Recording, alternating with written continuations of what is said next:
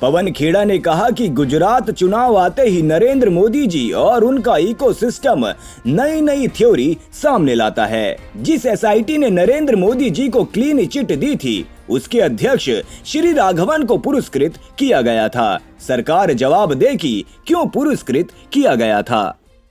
जब भी गुजरात का चुनाव आता है, भारतीय जनता पार्टी, नरेंद्र मोदी जी और उनका जो इकोसिस्टम है,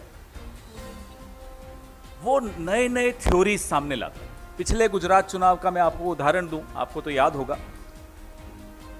अचानक एक दिन नरेंद्र मोदी जी का जो एक इकोसिस्टम है, अचानक बोलता है कि साहब एक डिनर हुआ जंगपुरा में कहीं, जिसमें इस देश के पूर्व सेनाध्यक्ष जनरल दीपक कपूर, जिसमें इस देश के पूर्व प्रधानमंत्री डॉक्टर मनमोहन सिंह और अनेक प्रबुद्ध वर्ग के नागरिक शामिल हुए। और वो षड्यंत्रकारी एक डिनर था, उसमें षड्यंत्र रचा जा रहा था कैसे मोदी जी को हराना है। पाकिस्तान भी उसमें शामिल था। इस निम्न स्तर की थ्योरी के खिलाफ जब हमने आवाज उठाई, नरेंद्र मोदी को माफी मांगनी पड़ी डॉक्टर मनमोहन सिंह से गुजरात चुनाव के बाद संसद में। यह आपको तो याद ही होगा। बहुत कम होता है ऐसा कि नरेंद्र मोदी जी माफी मांगते हैं। गलतियां हजार करते हैं, माफी एक बार मांगते हैं। फिर से गुजरात चुनाव आ रहा है, फिर से वही थ्योरी शुरू हो गई। हर बार गुजरात चुनाव जब आता है तो कभी अंसारी जी का नाम लेकर शुरू हो जाएंगे, कभी स्वर्गीय अहमद पटेल जी का नाम लेकर शुरू हो जाएंगे।